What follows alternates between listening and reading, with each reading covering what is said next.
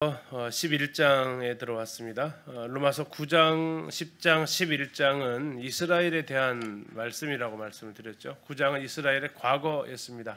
하나님께서 그분의 주권으로 이스라엘을 선택하셨습니다. 그러나 10장에서 그들은 하나님 앞에 불순종했습니다. 하나님의 의를 모르고 자기 의를 세우려고 그들은 더 열심히 하나님과의 다른 방향으로 달려갔고 결국 그들은 하나님의 의에 이르지 못했습니다. 그러나 하나님께서 이스라엘을 그러면 영원히 포기하셨는가? 거기에 대한 대답이 바로 이제 11장에서 제시를 해주고 있습니다. 11장은 이스라엘의 그러면 과거가 선택을 받았고 현재가 불순종하고 있다면 그들의 미래는 어떠한 것이냐 하는 것이 11장의 가장 큰 주제가 되겠습니다. 이렇게 이야기를 합니다. 오늘날 많은 교회에서 우리가 교회가 하나님의 영적인 이스라엘이다라고 이야기를 하면서 이스라엘의 역사는 끝났다라고까지 이야기를 합니다. 그러한 것이 이제 성경에서 말하고 있는 것인 것처럼 이야기를 하지만 성경은 전혀 그렇지 않습니다. 그런 그들의 주장이 틀렸다라는 것을 입증한 것이 이스라엘의 독립이었죠. 이스라엘 독립을 통해서 하나님은 이스라엘에 대해서 포기하지 않으셨다. 교회가 이스라엘의 경륜을 이어가는 게 아니고 교회는 교회의 경륜이 따로 있고 이스라엘은 이스라엘의 경륜이 따로 있다라는 것이 이스라엘의 독립을 통해서 한번 확인이 되어졌습니다. 불가능할 것 같았던 그 일이 일어나게 된 거죠.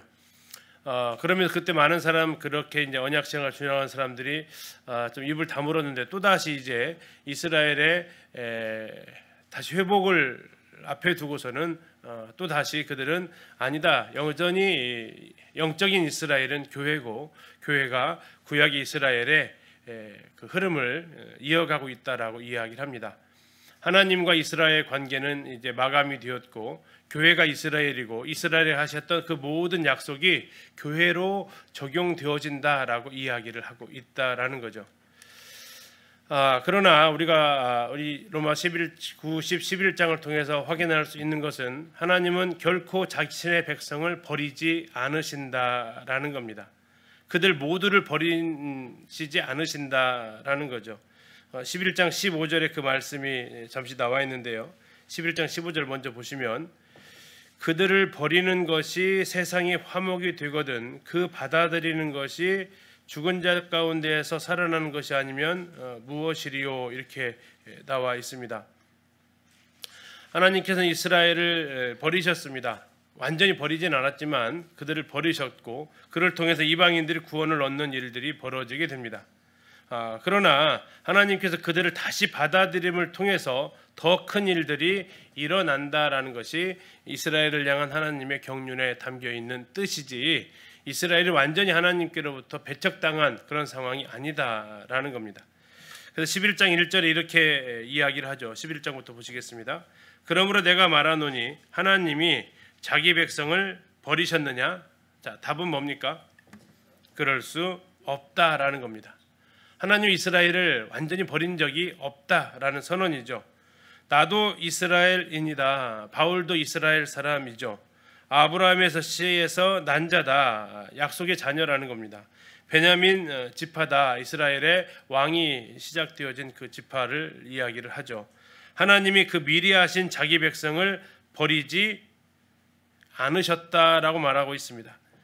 너희가 성경이 엘리야를 가리켜 말한 것을 알지 못하느냐 하면서 구약의 일들을 쭉 들어 설명하면서 하나님은 결코 이스라엘에 대해서 심판하시고 그들을 벌하기는 하셨지만 결코 그것은 버리기 위함이 아니고 회복시키기 위함이다라는 겁니다.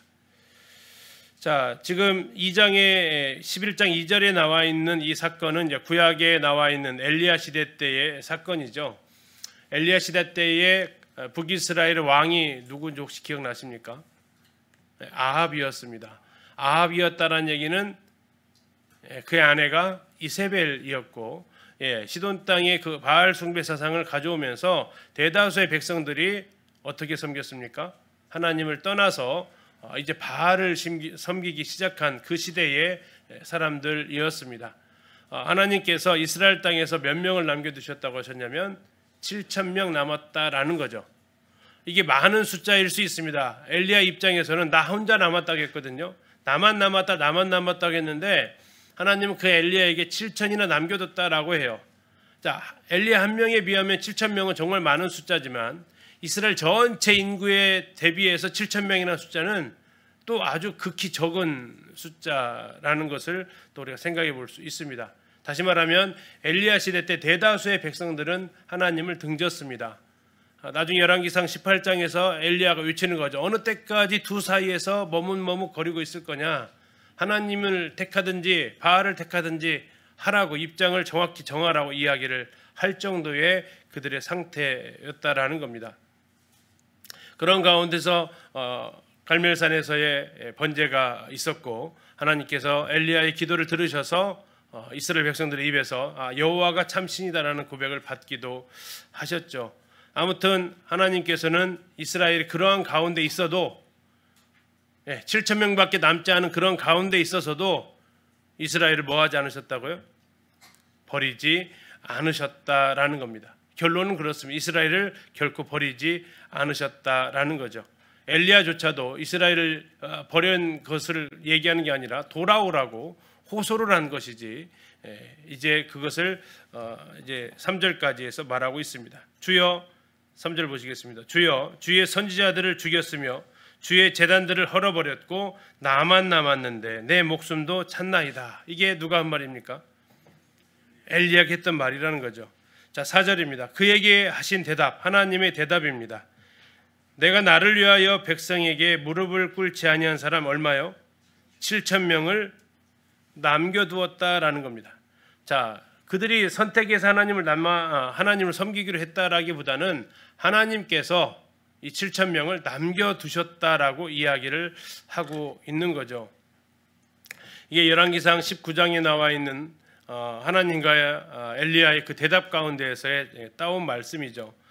열왕기상 19장 10절은 이렇게 얘기합니다. 그가 대답하되 엘리야입니다. 내가 만군의 하나님 여호와께 열심히 유별하오니 이는 이스라엘 자손이 주의 언약을 버리고 주의 제단을 헐며 칼로 주의 선지자들을 죽였음이오며 오직 나만 남았거늘 그들이 내 생명을 찾아 빼앗으려 하나이다 하면서 이제 이세벨의 칼을 피해서 그가 시내산까지 가는 그 과정에서 하나님께 대답을 한 내용이죠.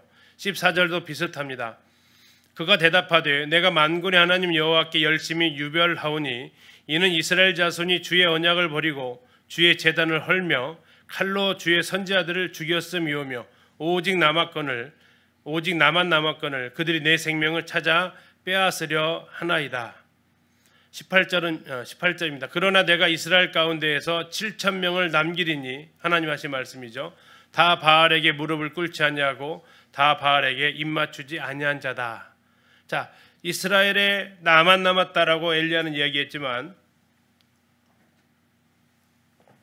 하나님은 그들을 다 버리지 않으셔서 7,000을 남겨두었다라고 하십니다.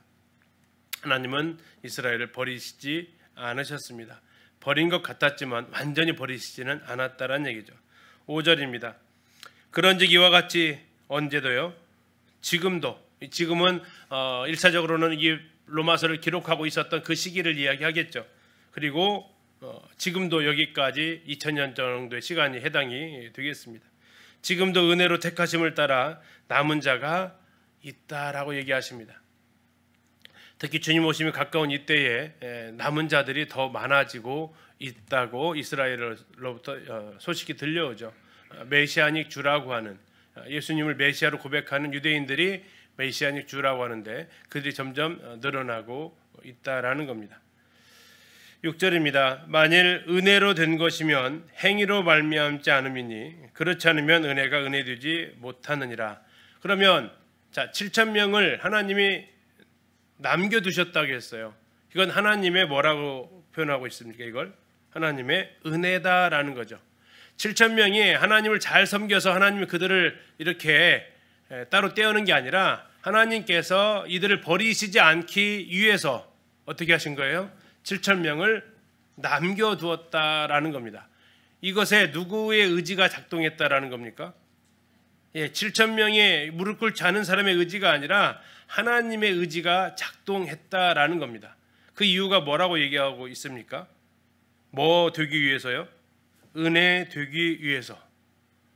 은혜가 은혜 되기 위해서 하나님께서는 이러한 일들을 하셨다라는 겁니다. 그렇지 않았다면, 하나님의 은혜가 아니었다면 그 7천 명도 어떻게 됐을까요? 다 바알 숭배자로 나아갔겠죠. 7절입니다. 그런즉 어떠하냐? 이스라엘이 구하는 그것을 얻지 못하고 오직 택하심을 입은 자가 얻었고 그 남은 자들은 우둔하여졌느니라. 자, 세 번역으로 한번 읽어드리겠습니다. 그러면 무슨 결과가 생겼습니까? 이스라엘 백성은 찾던 것을 얻지 못하였지만 택하심을 받은 사람들은 그것을 얻었습니다. 그리고 그 나머지 사람들은 완고해졌습니다. 이렇게 세 번역은 이야기하고 있습니다. 이스라엘이 이제 자신의 노력을 통해서 하나님의 의에 도달하려고 했는데 그것은 성공했습니까? 실패했습니까? 실패했다라는 겁니다. 그래서 그들이 원하는 것을, 구하는 것을 얻지 못했다라고 얘기하고 있습니다. 그런데 얻은 자들이 있었습니다. 어떤 자들이 그걸 얻었습니까? 택하심을 입은 자가 얻었습니다. 택하심을 입었다라는 걸 다른 글자로 말하면 은혜죠. 그게 은혜입니다. 그걸 통해서 그들은 무엇을 얻게 됩니까? 그들이 원하던 것을 얻게 되었다라는 거죠. 하나님에 의한 선택, 하나님의 은혜를 통해서 그들은 이것을 얻을 수 있었다라는 것이 이제 7절의 이야기입니다. 바알에 무릎 꿇지 않은 7천 명의 사람들이 하나님의 은혜를 통해서 그들이 남겨진 것과 같이 오늘 지금도 하나님의 은혜를 통해서 이스라엘 가운데에서 바울 당시에 복음을 전한 바울 당시에 구원받은 유대인들도 역시 하나님의 은혜로 그들이 나머지게 되었다라는 말씀이죠. 8절입니다. 기록된 바 하나님이 오늘까지 그들에게 혼미한 심령과 보지 못할 눈과 듣지 못할 귀를 주셨다 함과 같으니라. 자, 구약에서의 그 말씀의 인용인데요. 하나는 이사야서 29장 10절 그리고 신명기 29장 14절의 말씀을 인용한 말씀이 지금 여기에 나와 있습니다. 자, 이사야 29장 10절을 읽어드리면요. 대저 여호와께서 깊이 잠들게 하는 영을 너희에게 부어주사 너희의 눈을 감기셨으니 그가 선지자들과 너희의 지도자인 선견자들을 덮으셨음이라. 못 보게 하셨다라는 얘기입니다. 신명기 29장 14절에서는 내가 이 언약과 맹세를 너희에게만 세우는 것이 아니라 그들은 이제 하나님께서 이 언약을 이스라엘과만 세운 것이 아니다라는 겁니다. 그 이유는 뭡니까? 그들이 예수님을 알아보지 못할 것이기 때문에, 그들은 하나님의 소리를 듣지 않을 것이기 때문에, 그래서 눈이 떠 있는데도 소경이 되었고 귀가 소리를 들림에도 불구하고 그들은 귀머거리가 되었다라는 것이 지금 8절의 이야기죠. 그들은 하나님의 소리를 듣지 않았습니다. 하나님 은혜를 그들은 배척했다라는 거죠. 자, 9절입니다. 또 다윗이 이야기를 합니다. 이건 시편을 인용한 말씀입니다.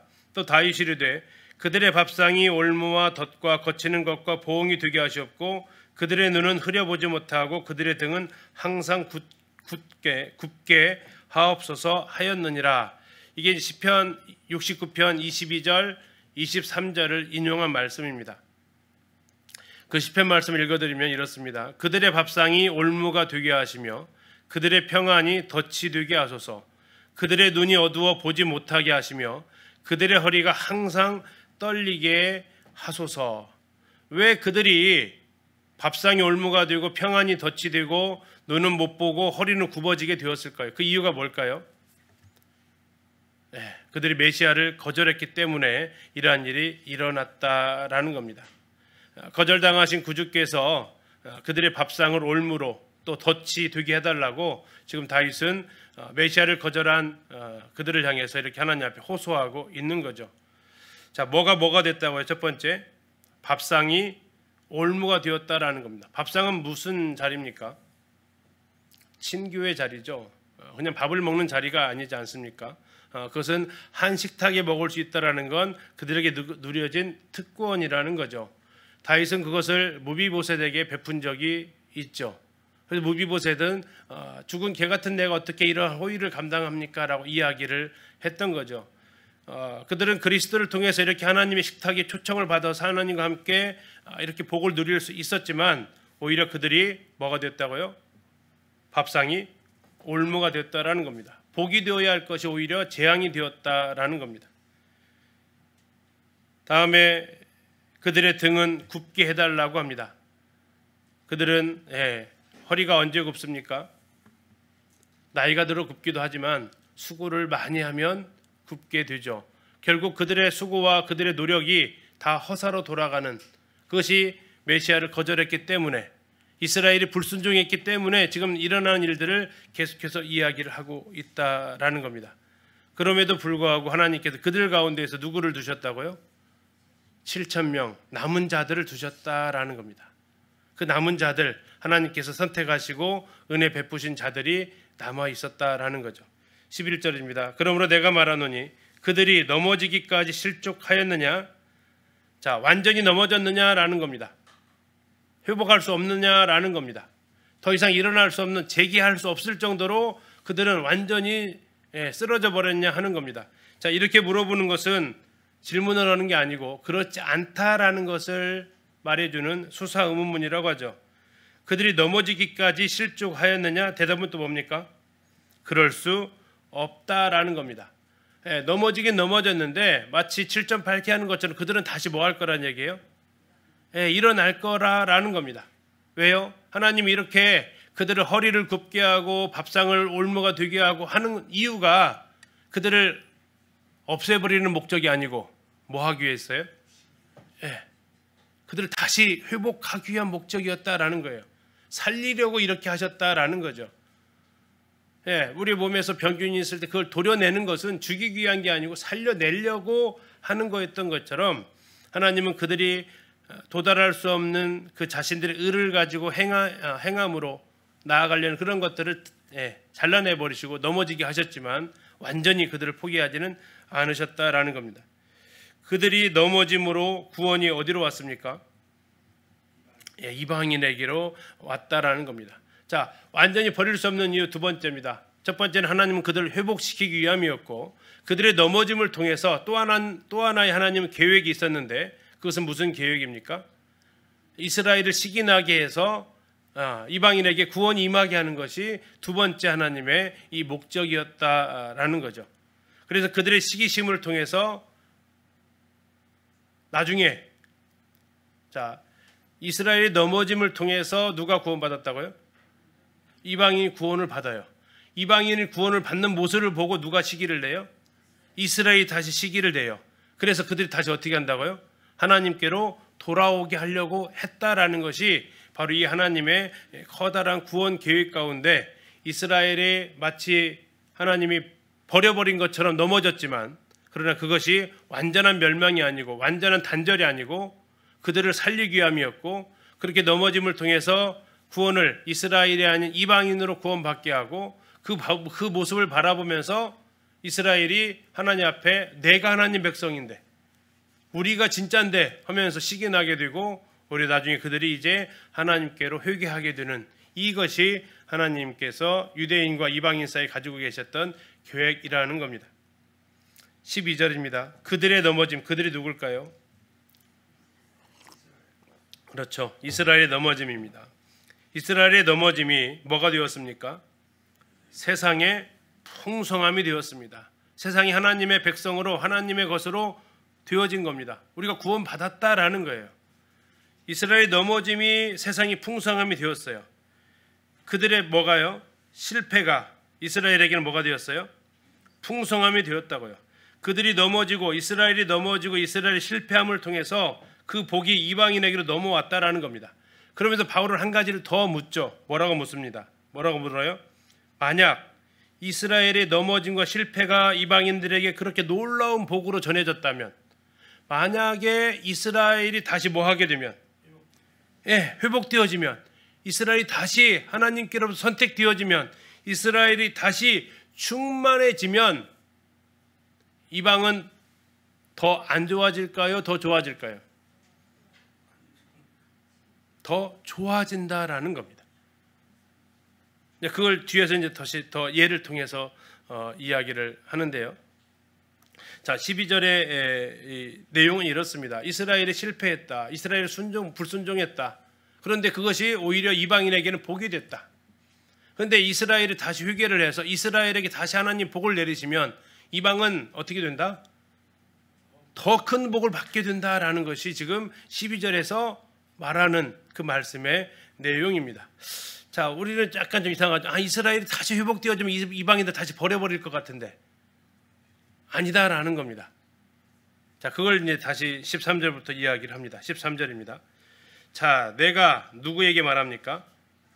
이방인인 너희에게 말한다. 자, 지금까지는 어쩌면 청중이 유대인이었던 것 같습니다. 아니면 유대인과 이방인들의 섞여 있는 청중일 수도 있고요. 그런데 이제는 청중을 단순화시킵니다. 누구로요? 이방인으로. 자, 여기서 이제 질문입니다. 여기서 말하는 이방인은 1번 이방인이었던 구원받은 성도들을 얘기할까? 아니면 이방 민족 그 자체를 얘기할까? 성도일까요? 이방 민족일까요? 자, 이제 두 가지 헷갈리시죠? 논쟁이 있는 부분이기도 한데요. 전체적인 흐름상 이건 이방 민족을 가리키게 됩니다. 왜 이방 민족을 가리키게 되냐면 만약에 이게 이방인으로서 구원받은 성도를 가리키게 되면 영원한 구원이 훼손되게 되어지기 때문입니다. 그 뒷부분이 너희도 찍혀서 날아간다라는 표현이 있어요. 그래서 이방인 중에서 구원받은 성도들이 이 13절의 청중이 대상이 되어지면 우리들의 구원이 영원한 속죄가 영원한 구원이 이루어지지 않을 수 있다라는 결론이 돼요. 그래서 여기서 13절에서 말하고 있는 이방인 이들은 그냥 진짜 이방인이다 라는 것을 먼저 이렇게 우리가 생각할 수 있겠습니다. 자, 내가 이방인인 너에게 말한다. 내가 이방인의 누구다? 사도다. 바울이 누구의 사도라고요? 이방인. 그래서 바울은 12제자들한테는 당신들은 유대인에게로 가시오. 나는 누구에게로 가겠습니다? 나는 이방인에게로 가겠습니다. 이게 갈라디아서의 사도들을 만나서 바울과 동역의 악수를 하면서 했던 예용이죠. 왜냐하면 예수님께서 바울을 내가 멀리 보낸다 하면서 이방인을 보낸다 하셨으니까. 자, 이방인의 사도이면 바울은 이방인 편을 들어야 될까요? 유대인 편을 들어야 될까요? 적어도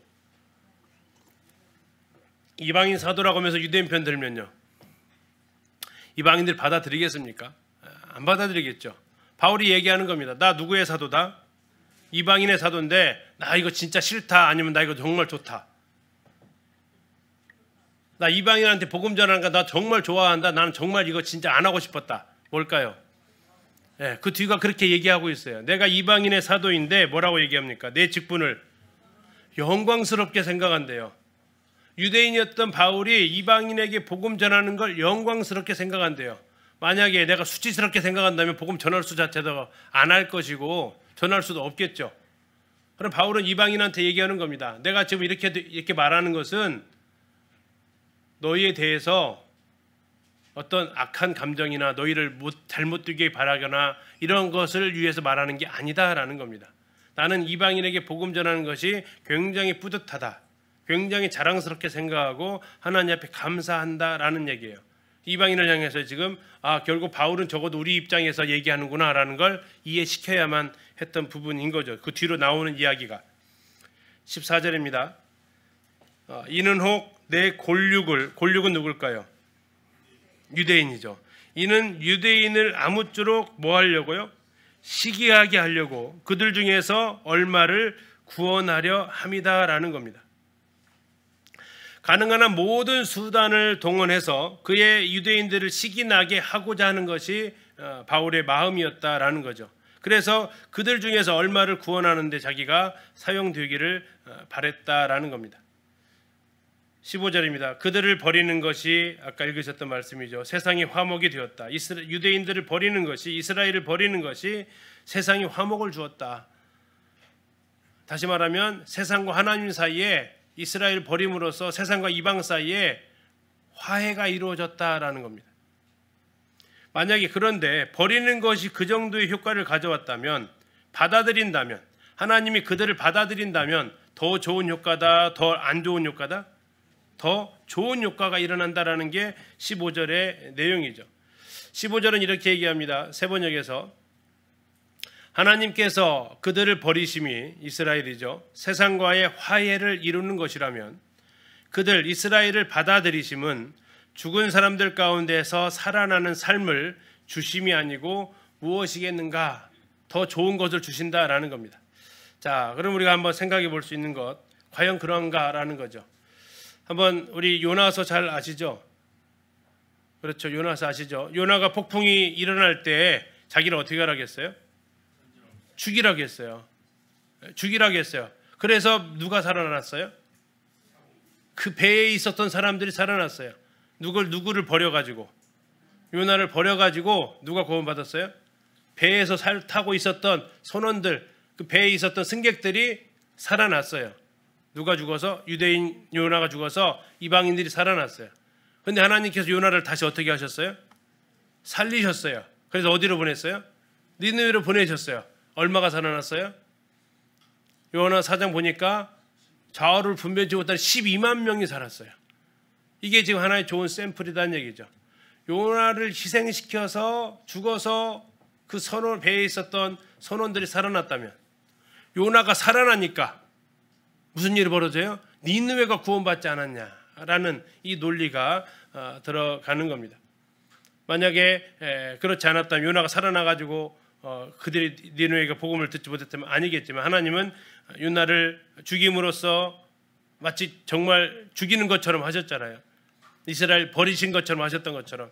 그래서 선원들을 구하셨다면 이제는 그를 살리셔서 니느웨를 구원하셨다라는 겁니다. 하나님이 이스라엘을 일시적으로 거절하셨습니다. 그럼에도 불구하고 이방인에게는 놀라운 복음이 전해졌는데, 이스라엘이 만약에 회개하면, 회복되면 얼마나 많은 사람들이 하나님의 백성으로 이방인 중에서 돌아오게 될 것인가 하는 것이 바로 지금 이 14절에 13절의 그 말씀이죠. 15절의 그 말씀입니다. 자, 몇 가지 또 비유를 더 들게 됩니다. 16절입니다. 제사하는 처음 익은 곡식가루가 거룩한즉 떡덩이도 거룩하고 그러하고 거룩하고, 뿌리가 거룩한즉 가지도 그러하다, 가지도 거룩하다라는 겁니다. 이게 이제 첫 번째 비유인데요. 자, 처음 익은 곡식가루가 나오고 다음에 떡덩이가 나옵니다. 떡이 먼저입니까? 가루가 먼저입니까? 가루가 먼저죠. 그래서 이 처음 익은 곡식가루는 아브라함을 상징하고 있습니다. 하나님께서 아브라함을 구별시켰죠. 너의 본토 친척 아비집을 뭐 하라고 했어요? 떠나라고 했어요. 떠난다라는 것이 불러낸 거고, 그거 자체가 하나님께서 그들을 구별시켰다. 다시 말하면 성별시켰다. 거룩이라는 뜻이 뭐죠? 구별한 사람들. 그래서 하나님께서 지금 여기 16절에서 말하고 있는 제사하는 처음 익은 곡식가루가 뭐하다고요? 거룩하다라는 겁니다. 그럼 누가 거룩하다는 얘기예요? 아브라함이 거룩하다는 얘기예요. 그러면 그 아브라함이 자손을 낳으면 그 자손들은 어떻게 될까요? 아브라함이 거룩했으니까 자손도 거룩하다라는 겁니다. 자, 거룩한 가루로 떡을 만들면 그 떡도 거룩해요. 결국 아브라함이 하나님께서 불러내어서 그를 거룩하게 하셨어요. 그리고 그 아브라함을 통해서 자손을 낳게 하셨어요. 그래서 하늘의 별처럼 바다의 모래처럼 되게 하신다고 했어요. 하나님이 그들의 자손 아브라함 후손들을 어떻게 하셨어요? 거룩하게 하셨다라는 겁니다. 자, 여기 이제 16절 이해 가셨나요? 자, 16절 처음 익은 곡식가루가 누구라고요? 아브라함. 떡덩이는요? 이스라엘. 그래서 가루가 거룩했기 때문에 떡덩이도 거룩하지, 아브라함이 거룩했기 때문에 너희들 태어난 아브라함 후손도 너희들도 거룩한 거야 하는 게 첫 번째 비유입니다. 자, 17절 두 번째 비유 나옵니다. 또한 가지 얼마가 뭐였어요? 꺾였습니다. 돌 감람나무인 네가 그들 중에 젖붙임이 되어서 참 감람나무 뿌리의 진액을 함께 받는 자가 되었습니다. 자, 여기 다시 이제 두 가지나 뿌리와 가지가 나옵니다. 뿌리와 가지. 자, 뿌리가 거룩하면 가지는 어떨까요? 뿌리가 거룩하면 가지는요? 거룩하죠. 예. 뿌리가 거룩하면 가지도 거룩해. 그럼 뿌리가 누굴까요? 앞에 다시 처음 익은 곡식가루 해당되는 아브라함을 이야기하고 있습니다. 아브라함이 이스라엘의 조상이잖아요. 그러면 가지는 누굴까요? 그러면 예, 이스라엘을 이야기하고 있습니다. 자, 뿌리가 거룩하면 가지가 거룩하다. 아브라함이 거룩했기 때문에 아브라함을 하나님께서 구별 지었기 때문에 누구도요? 이스라엘도 하나님께서 그들을 구별하셨다, 성별하셨다라는 내용입니다. 자, 거기까지 이해 가셨죠? 자, 17절 보시면 근데 그 가지가 어떻게 됐대요? 자, 뿌리가 거룩한데 그 뿌리에서 자라난 가지가 거룩해요. 근데 그 가지가 어떻게 됐대요? 17절에 보니까 꺾였어요. 꺾였다는 얘기는 뭡니까? 뿌리하고 분리가 되어졌다라는 거예요. 뿌리하고 가지가 붙어 있을 때는 뿌리의 양분을 얻었기 때문에 뿌리나 가지나 거룩한데 거기에서 꺾여져 버렸어요. 그러면 뿌리랑 단절이 됐죠. 그럼 그 가지는 어떻게 될까요? 예, 더 이상 그 성별되어지지 못하는 거죠. 이들은 누구를 가리킬까요? 꺾여진 가지들. 안 믿는 이스라엘 사람들입니다. 안 믿는 이스라엘 사람들. 이게 본 가지죠. 원래 아브라함의 후손인데 아브라함이 가졌던 믿음과 다른 길을 선택한 사람들. 예, 그들은 뭐 했다고요? 상태가 지금 꺾여졌다라는 겁니다. 가지 얼마가 꺾였어요. 자, 그 자리를 누가 차지했대요? 돌감람나무였던 너희들이 차지했대요. 돌감나무는 그건 누굴까요? 그죠? 이방인들이죠. 이방인들이 누구 자리로 들어왔어요? 이스라엘 꺾여졌던 그 자리로 대신 들어왔어요. 그래가지고 뭘 입었다고요? 접붙임을 입었대요. 자, 접을 딱 붙이면 이제 뿌리에서 올라오는 그 영양분이 누구로 가요? 잘라진 가지로 가요? 접붙인 가지로 가요? 접붙인 가지로 간다라는 거죠. 왜? 접을 붙여놨으니까. 자, 그러면 이제 누가 거룩해져요? 네, 접붙임을 당한 그 가지가 뭐가 돼요? 거룩해지고 잘라난 가지는 버림받은 것이 되어지고. 그래서 참 감람나무 뿌리의 진액을 누가 받았어요? 17절 잘 보세요. 참 감람나무 뿌리의 진액을 누가 받았어요? 예, 함께 받았대요. 누구랑 함께 받았을까요? 유대인과 이스라엘 함께 받았다라는 거. 왜? 포도나무 가지에서 가지가 탁 잘라버린 게 아니고 일부 가지는 붙어 있고요. 일부 가지는 잘라졌다고요. 잘라진 가지에 누가 붙었어요? 이방인 가지가 붙었어요. 뿌리에서 영양분이 올라와요. 어디로 가요? 접붙인 대로만 가지는 않죠. 안 붙인 대로 원래 있었던 가지로도 가요. 그래서 뭐라고 얘기하고 있어요? 함께 받는 자가 되었다라는 겁니다. 그래서 아브라함에게 주어졌던 그 복이 누구에게도요? 네, 이방인에게도 이제 주어지게 되었다라는 거죠. 여기서 말하고 있는 그 진액, 특권입니다. 그 아브라함에게 주어졌던 그 복을 드디어 유대인뿐만 아니라 이방인에게도 가져가게 됐는데 만약에 가지가 안 잘려졌으면요, 접을 붙일 수가 없겠죠. 이제 잘려졌기 때문에 접붙임을 당했고, 그래서 이방인들도 아브라함이 하나님께서 택하셨던 그 성별의 복, 거룩의 복, 구별의 복을 이방인들도 받게 되었다라는 겁니다. 자, 17절 이해 가셨죠? 자, 18절입니다. 그 가지들을 향하여 자랑하지 말라. 자랑할지라도 네가 뿌리를 보존하는 것이 아니고 뿌리가 너를 보존하는 것이다 라는 겁니다. 자, 여기 말하고 있는 그 가지들은 어떠한 가지들일까요? 본 가지일까요? 접붙인 가지들일까요?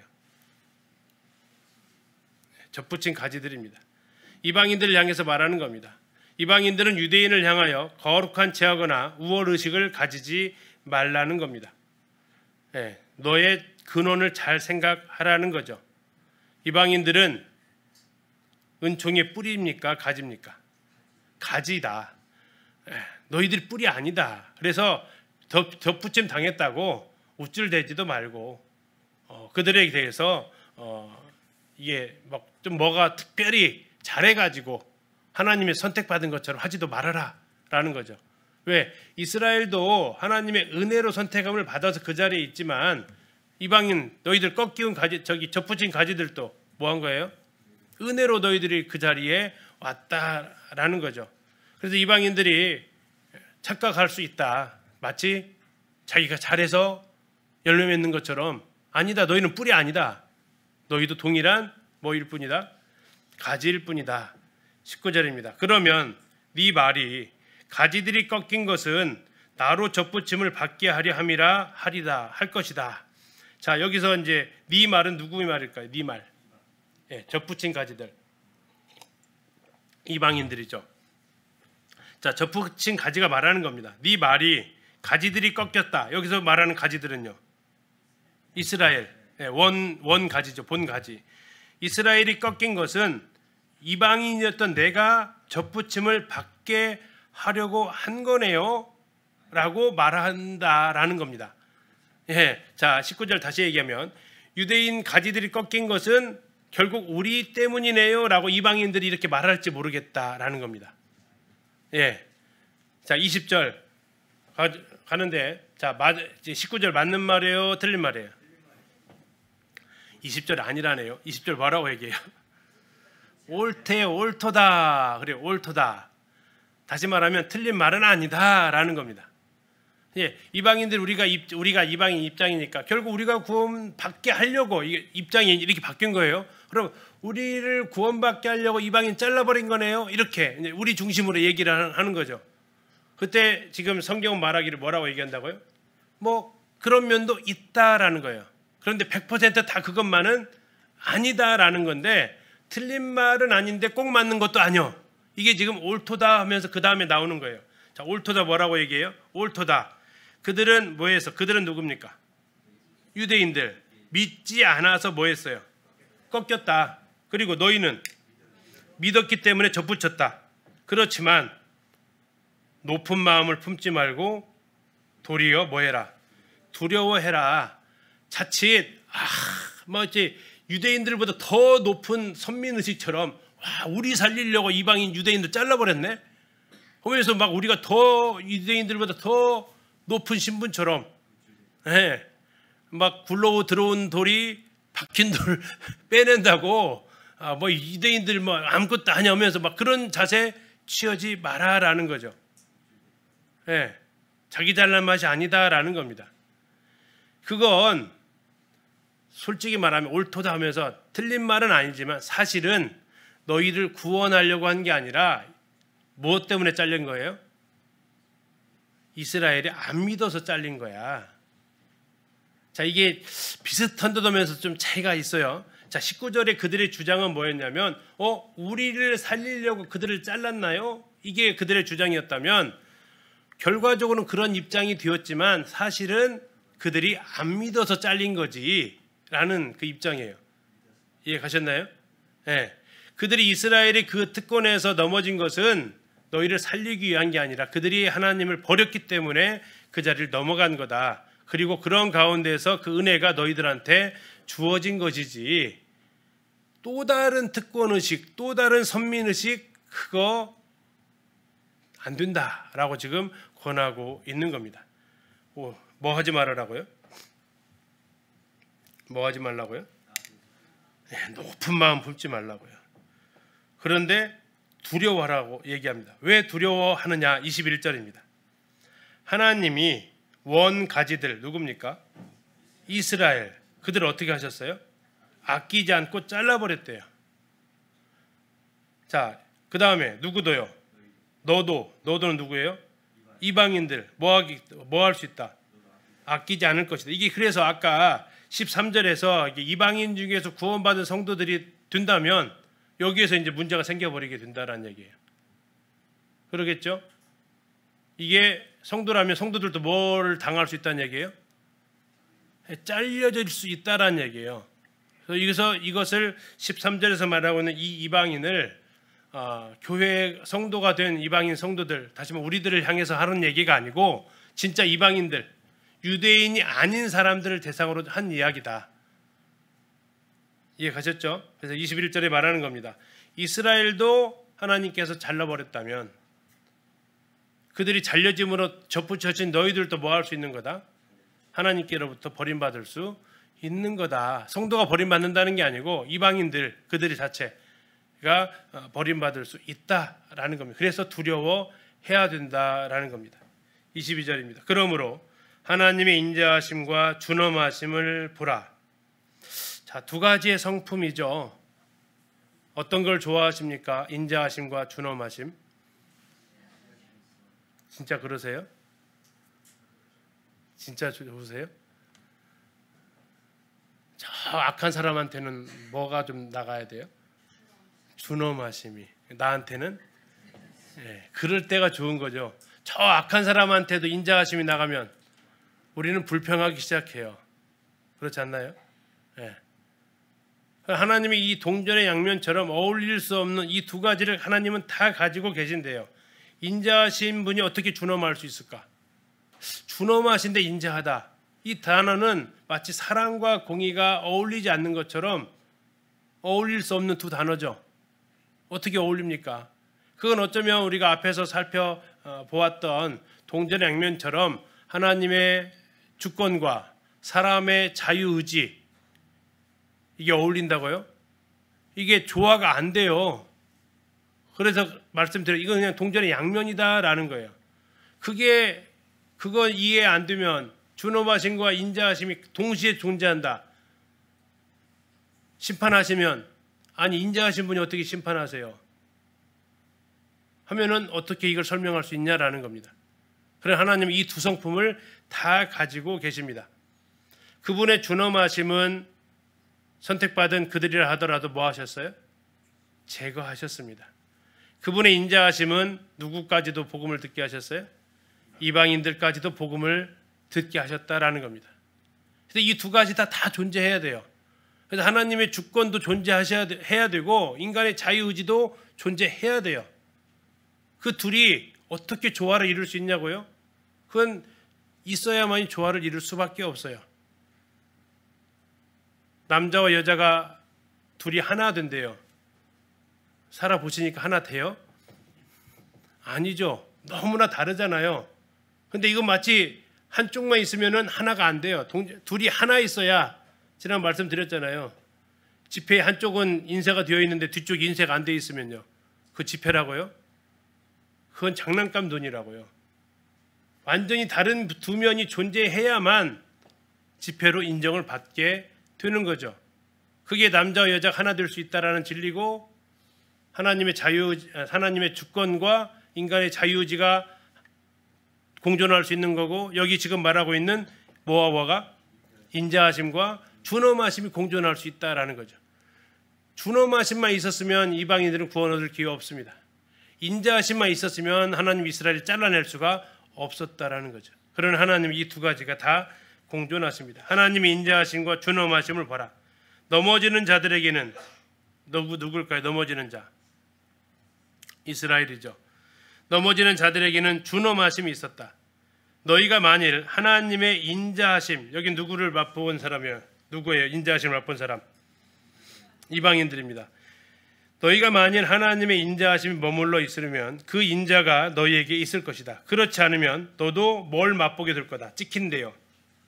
하나님의 준엄하심을 맛보게 될 거다라고 이야기를 하고 있습니다. 너희도 찍히게 될 것이다 라고. 그래서 너희들 우쭐대지 말고 잘나서 그 자리에 들어온 거 아니니까 쉽게 건방 떨지 말고 그 하나님 앞에 겸손하게 두려움으로 그 자리에 감사해라 라는 거죠. 23절입니다. 그들도 믿지 아니하는데 머무르지 아니하면 접붙임을 받을 것이다.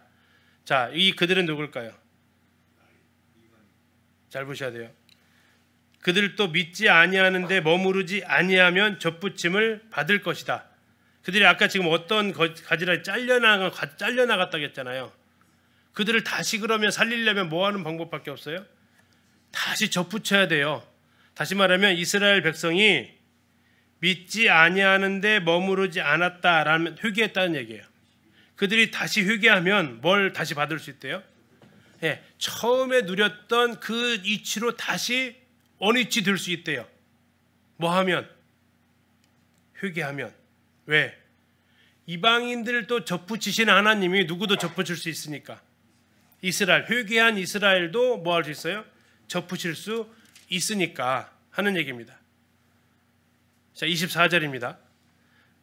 네가 원 돌감람 나무에서 찍힘을 받고, 자, 원 돌감람 나무는 아마도 사탄이겠죠. 이방 민족의 뿌리겠죠. 찍힘을 받았어요. 좋은 일이에요? 안 좋은 일이에요? 좋은 일입니다. 원 돌감람 나무에서 찍힘을 받아야만 접붙임이 가능하니까. 안 찍혀 거기서 꺾이지 않았으면 못 받는 거죠. 자, 본성을 거슬러. 이 본성은 무슨 본성이에요? 우리는 원래 누구예요? 돌감람 나무입니다. 우리는 원래. 그래서 근데 접붙임을 받으면 누가 누구에게 영향을 받아요? 가지가 뿌리에게 영향을 줘요? 뿌리가 가지에 영향을 줘요? 뿌리가 가지에 영향을 줘요. 그래서 본성을 거스르는 거예요. 우리에게는 돌감람나무 성질이 나올 수밖에 없는데 뿌리에서 자꾸 뭐가 올라오냐면 참 감람나무가 올라온단 말이에요. 그래서 우리에게서 뭐가 나타나요? 참 감람나무의 본성이 나타나기 시작한다는 얘기입니다. 좋은 감람나무의 접붙임을 받았으니, 자, 그런데 원가지인 이 사람들, 자, 원래 잘려나갔긴 했지만 그들은 계속해서 뭘 받아왔던 사람들이에요? 참 감람나무의 진액을 받아왔던 사람들이에요. 그런데 그들이 다시 접붙임을 받으면 돌감람나무보다 더 좋아질까요? 아니면 나갔다 왔으니까 덜 좋아질까요? 누가 더 나을까요? 더 그들이 낫다라는 거죠. 이스라엘이 다시 회개하면 뭐 할 수 있다고요? 이 사람들이야 얼마나 더 자기 감람나무의 접붙임을 받게 되겠느냐라고 이야기를 합니다. 하나님께서 우리를 이스라엘의 자리에 두셨다면, 하나님께서 이스라엘을 다시 회복시키시게 되면 더 어쩌면 쉽고, 왜? 원래 원 감람나무 출신이니까 더 잘 접붙임이 되고, 왜? 원래 한 살이었으니까. 다시 말하면 이방인들을 향해서 얘기하는 거죠. 무슨 얘기를 하냐면, 나 이방인에게 복음 전하는 거 굉장히 영광스럽게 생각해. 그렇게 해서 구원받으면 내 민족이 구원을 받을 거야. 그런데 하나님께서 너희들에게 복음을 전하게 하신 것이 이방인들이 넘어졌기 때문에 너희들에게도 복음의 기회를 준 거야. 그런데 만약에 너희들이 혹시 잘못 생각할 수 있는데, 너희들을 살리려고 유대인들을 잘라낸 것, 그건 아니다. 유대인들이 믿지 않았기 때문에 잘려진 거고, 그리고 그 자리에 이방인들이 접붙인 은혜를 받았다. 그런데 접붙인 순간에 착각해가지고 우리도 택함 받은 민족이고 우리도 하나님의 성별되었다라고 하면서 유대인들을 향해서 무시하거나 하게 되면 그건 무서워해야 된다. 이거 구원받은 성도들 얘기하는 게 아닙니다. 민족 대 민족을 지금 얘기하는 거예요. 왜? 유대인도 하나님께서 잘라버릴 수 있었다면 이방인들은 더 그러한 대상이 될 수 있다. 그리고 두 번째, 너희들이 회개해서 이렇게 놀라운 은혜를 받았다면 그 원가지로 잘려졌던 그들이 다시 접붙임을 당하는 것은 너희들보다 쉽다. 어쩌면 이스라엘에게 있어서 구원받는다라는 건 이방인들이 구원받는 것보다 훨씬 더 수월할 수 있어요. 뭐가 안 깨졌냐면 예수님이 하나님의 아들 메시아라는 그것이 안 깨져도 그들은 문제지, 연대기부터 시작해서 복음 전하는 거 보세요. 하나님 살아계시다, 성경 사실부터 다 해야 돼요. 근데 유대인들한테 가가지고 하나님 살아계시다, 그냥 종교인들한테 하나님 살아계시다 하면 누가 뭐라겠어? 그 원래 살아계신 분이야. 성경이 진짜 하나님 말씀이다 그러면 당연한 얘기를 왜 해? 그들은 이미 다 바카리가 다 돼서 구원받는 건 오히려 다 쉬워. 나머지는 다 돼 있어. 이미 성막도 정확히 다 알고 있고 구약 역사 다 알고 있어요. 다만 뭐만 모를 뿐이냐면 예수가 메시아다, 예수가 하나님의 아들이시다, 그거 하나. 그래서 너희들이 구원받는 것보다, 너희들이 접붙임을 받는 것보다 누가 접붙임 받는 게 더 쉽다고요? 잘려나갔던 그들이 접붙임 받는 게 훨씬 더 쉽고 수월해 라고 지금 이야기를 하고 있습니다. 이게 지금 24절까지의 그 내용이 지금 그 내용이 되겠습니다. 자, 25절부터는 하나님께서 이스라엘을 회복하는 그 약속을 얘기하는데요. 그 시간들을 얘기하고 있습니다. 유명한 말씀이 나오죠. 형제들아, 너희가 스스로 지혜 있다 하면서 이 신비가 있대요. 이 신비는 이방인의 누가 충만한 수가 들어오기까지 이스라엘의 더러는 우둔하게 되었다라는 것이 뭐라고요? 신비라는 겁니다. 이방인의 충만한 수가 들어올 때까지 이스라엘은 어떻게 되었어요? 우둔하게 되었다라는 겁니다. 이 마지막 수가 몇 명인지는 아무도 알지 못하죠. 이 이방인의 충만한 수가 되면 무슨 일이 벌어질까요? 유대인들에게도 구원이 들어가는 게 아니라 이방인의 충만한 수가 차면 무슨 일이 벌어질까요? 휴거가 일어날까요? 재림이 일어날까요? 뭐가 일어날까요? 재림과 휴거. 이방인의 충만한 수가 차면 휴거가 일어납니다. 이방인의 충만한 수가 차면 휴거가 일어나요. 그리고 그때 비로소 그들은 알게 되죠. 뭐를 알게 돼요? 예수가 메시아였다라는 걸 비로소 그들이 알게 돼요. 그때까지는 그들이 지금 완악한 모습 그대로 대부분 살아가게 될 겁니다. 그러나 이방인의 충만한 수가 차고 휴거가 일어나게 되면 드디어 이제 무슨 일이 벌어져요? 그들이 하나님께로 돌아오는 일들이 벌어지게 될 겁니다.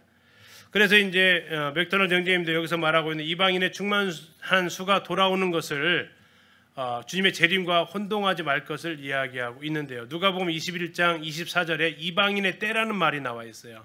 이방인의 때. 그것이 휴거는 아닙니다. 이방인의 충만한 수가 더해지고 그리스도의 완성된 몸이 이제 휴거되어지는 그때하고 누가복음 21장에 나와 있는 이방인의 때는 구별되어져야 되는데 여기서 말하고 있는 이방인의 충만한 수가 차서 하늘을 올려지는 것은 휴거고 누가복음 21장에 나와 있는 이방인의 때는 주님이 다시 오시는 그 기간. 좀 더 정확히 말하면 누가복음 21장 24절 한번 잠깐 펴서 한번 읽어보겠습니다.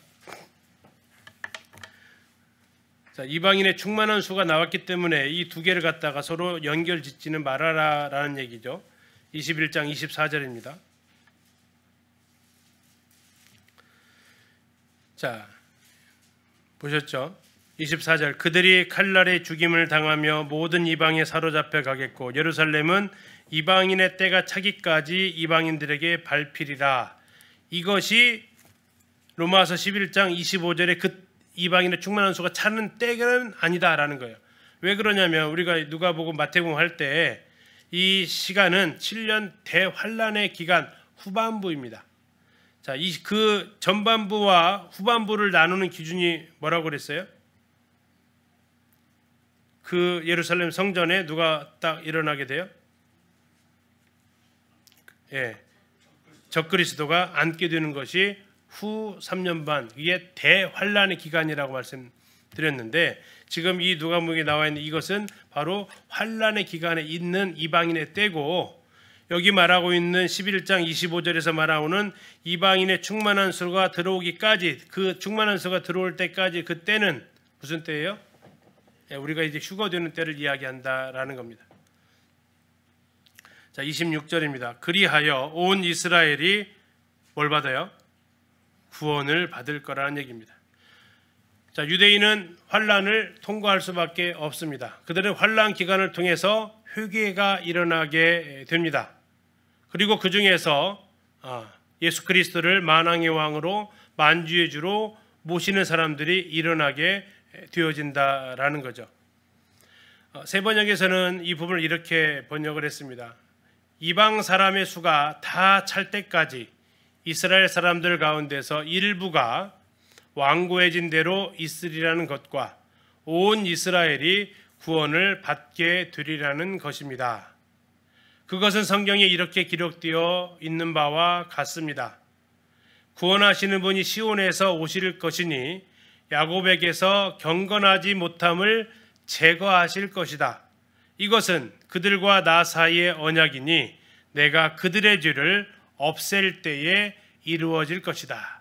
자, 그때가 바로 이제 우리가 교회는 휴거되어진 그 이후에 일어날 그 모습을 지금 이야기를 하고 있습니다. 27절, 26절까지 내용이. 자, 27절 그때는 하나님이 새 언약 아래에서 그들의 죄를 없게 하신다라고 말하고 있습니다.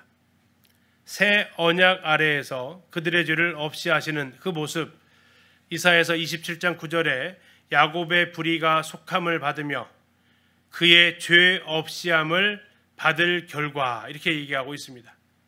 다시 말하면 이제 다시 그들이 회복되어질 것을 이야기하고 있습니다. 예레미야 31장 33절 34절에서는 이렇게 얘기하죠. 그러나 그날 후에 내가 이스라엘 집과 맺을 언약은 이러하니 곧 내가 나의 법을 그들의 속에 두며 그들의 마음에 기록하여 나는 그들의 하나님이 되고 그들은 내 백성이 될 것이라. 여호와의 말씀이니라. 그들이 다시는 각기 이웃과 형제를 가리켜 이르기를 너는 여호와를 알라 하지 아니하리니 이는 작은 자로부터 큰 자까지 다 나를 알기 때문이라.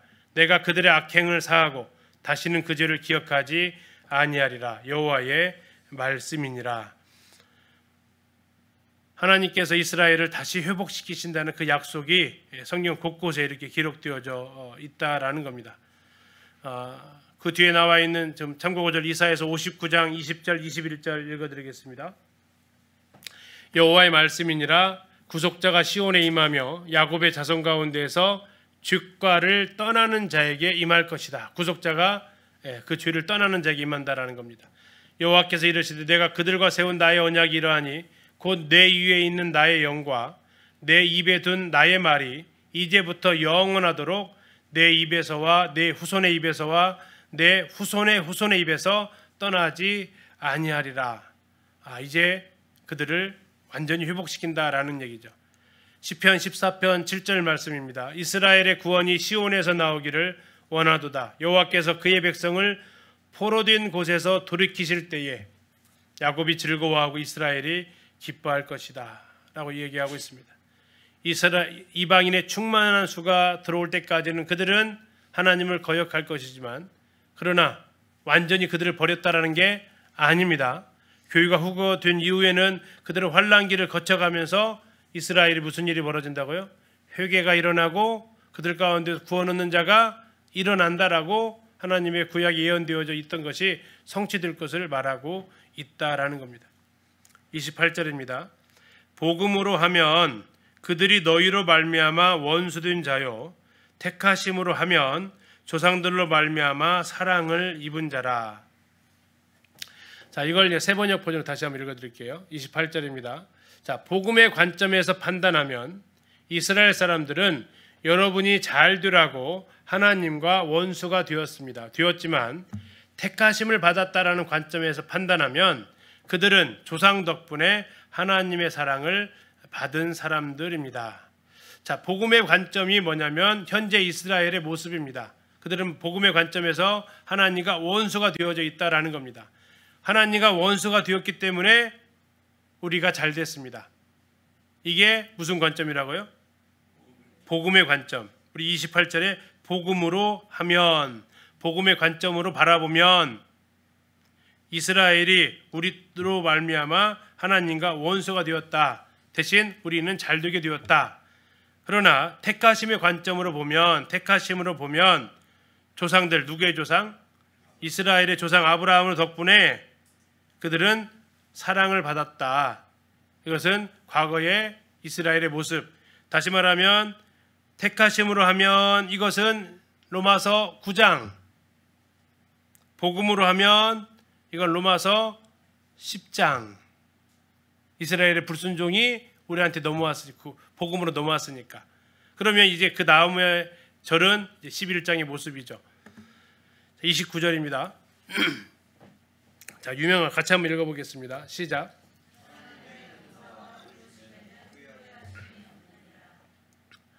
하나님은 그분의 은사를 빼앗아 가지 않으십니다. 한번 무조건적인 약속을 하셨으면 하나님은 그것을 결코 처리하지도 않으십니다. 여기서 말하고 있는 하나님의 은사와 부르심, 이스라엘을 향한 하나님의 그 은혜죠. 하나님 한번 선택하시면 뭐 하지 않아요? 그들을 아주 버리지는 않으십니다. 후회하지도 않으십니다. 그들을 회복시키기 위한 그 모습이 마치 버리신 것처럼, 잘라낸 것처럼 보였지만 그건 다시 회복시키기 위한 하나님의 계획이었다라는 거죠. 30절입니다. 너희가 전에는 하나님께 순종하지 아니하더니, 여기서 너희는 이방인을 가리킵니다. 이방인들도 하나님 앞에 전혀 순종하지 않았던 사람들이죠. 이스라엘에 순종하지 아니함으로 이제 긍휼을 입었다. 자, 아까 그들은 무슨 생각을 했다고요? 우리 살리려고 이스라엘 잘라낸 거예요? 천만의 말씀. 예. 자, 너희들이 긍휼을 입은 것은 하나님께 순종해서 긍휼을 입은 게 아니다. 너희들도 동일하게 뭐 했다? 순종하지 않았다. 유대인들을 또 하나님 순종하지 않았지만 그럼 너희들은 하나님을 섬겼냐? 아니다. 너희들 하나님을 가인이 하나님을 등지고 갔던 것처럼 그냥 갔다. 너희들도. 그런데도 너희들에게 다시 기회를 주셨다라는 것이 하나님의 긍휼을 이야기하고 있죠. 이와 같이 이 사람들이 순종하지 아니하니 이는 너에게 베푸시는 긍휼로 이제 그들도 긍휼을 얻게 하려 하십니다. 자, 이와 같이 이 사람들이 순종하지 아니했다. 이 사람들은 누구예요? 이스라엘이죠. 이스라엘이 순종하지 아니하니 이는 너희는 누구예요? 이방인입니다. 이방인에게 베푸시는 긍휼로 이제 그들은 누구예요? 이스라엘도 뭘 얻게 하려고? 긍휼을 얻게 하려고. 방법은 식이 나게 해서 내가 하나님 백성인데 하면서 그들이 식이 나게 해서 구원 얻고자 하는 거죠. 32절입니다. 하나님이 모든 사람을 순종하지 아니한 가운데 가두어 두시면, 이 모든 사람은 누구예요? 유대인과 이방인 모두를 얘기하고 있습니다. 하나님 유대인과 이방인 모두를 순종하지 아니하는 가운데 가두어 두심은 모든 사람에게 뭐 하려고요? 긍휼을 베풀기 위해서. 이스라엘이 버림을 받았지만 이방인들이 잘해서 은혜를 받은 게 아니다라는 거예요. 동일하게 그들 다 뭐 하고 있었다고요? 어디에 있었다고요? 그 사람들이 다요? 순종하지 아니하는 가운데 있었대요. 불순종 가운데 있었다고요. 그런데도 하나님께서 이방인에게 기회를 주셨던 것처럼 유대인들도 다시 기회를 주신다라는 겁니다. 이게 이방인과 유대인을 향한 하나님의 마음이고 계획이고 경륜이다라는 거예요. 자, 여기까지 들었다면 우리가 이제 고백을 해야 될 말이 그 다음에 나와 있어요. 무슨 말을 해야 돼요? 깊도다 하나님의 지혜와 지식의 풍성하며. 32절까지 딱 깨달으면요, 와, 이게 나와야 되는데 안 나오신 것 같아요 지금. 32절까지 딱 깨달았다면 와, 놀랍다.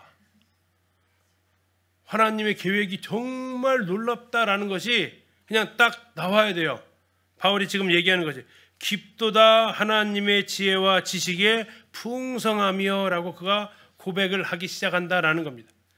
하나님의 지혜와 지식의 풍성함, 뭘 보니까 9장, 10장, 11장을 보니까, 아니 더 앞에 나가서 1장부터 했던 내용이 뭐냐면 이방인도 죄인이고 도덕적인 사람들도 죄인이고 유대인도 다 죄인이야. 하나님이 그들을 다 율법 아래에 두셨어. 왜? 죄를 깨닫게 하려고.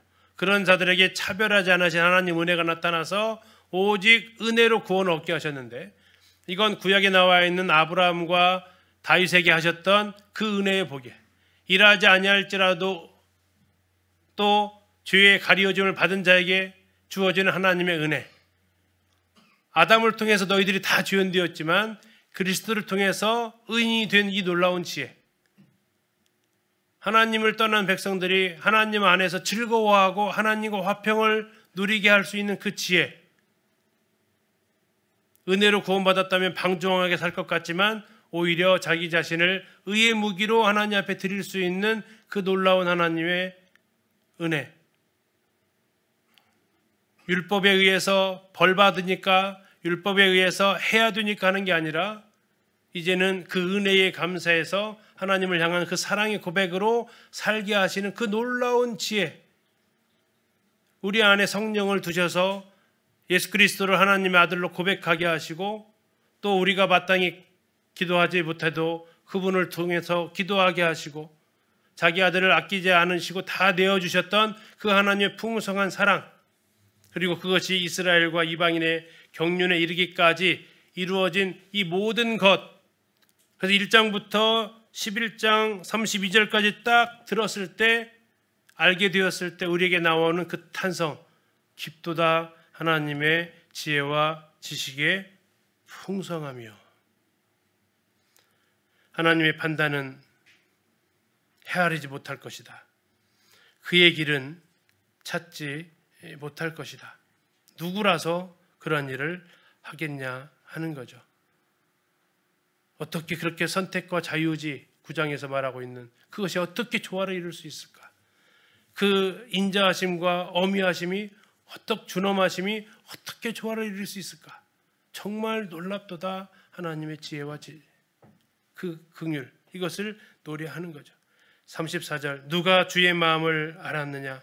누가 그의 모사가 되었느냐? 아무도 하나님께 이것을 갖다가 조언을 해준 사람이 없었고, 아무도 하나님은 조언자가 필요하지 않으셨던 그분이시도다. 35절, 누가 주께 먼저 드려서 갚으심을 받았겠느냐? 아무도 하나님을 빚쟁이로 만들 수 없다라는 겁니다. 하나님께서 우리에게 뭔가를 빚져가지고 이렇게 은혜를 베풀어야 되는 그런 분도 아니시다라는 거죠. 36절, 이는 만물이 주에게서 나오고 주로 말미암고 주에게로 돌아갑니다. 그에게 영광이 세세에 있을지어다. 아멘. 하면서 이 모든 구원의 은혜를 베푸시고 역사 가운데 이스라엘의 경륜 가운데 이스라엘을 버리시고 이방인을 얻으시고 그 이방인을 얻으시면서 이스라엘 다시 회복해 하시고 이 하시는 모든 과정이 하나님의 놀라운 은혜다, 지혜다, 지식이다 하면서 마지막 바울은 성령의 감동을 받고 그냥 느낌상으로는 그렇습니다. 32절까지 쭉 쓰면서 바울이 놀랬던 것 같아요. 내가 쓰는데 내가 쓰는 거 아닌 것 같고 하나님의 놀라운 지혜를 쓰면서 그냥 32절은 33절은 그가 그냥 딱 펜을 놓으면서 한참 생각하지 않았을까 싶어요. 32절까지 딱 기록하고 한참 멍하고 생각했을 수도 있었을 것 같아요.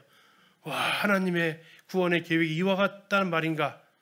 왜 하나님이 나를 이방인의 사도로 부르셔서 이렇게 하셨는가를 돌이켜보면서도 와, 정말 놀라운 하나님의 은혜고 구원의 계획이다면서 그는 하나님 앞에 정말 아낌없이 어쩌면 그 말이, 그 단어가 너무나도 그 은혜를 다 표현할 수 없어서 안타까움으로 이 표현을 하고 있음을 이렇게 보게 됩니다. 깊도다 하나님의 지혜와 지식의 풍성함이요.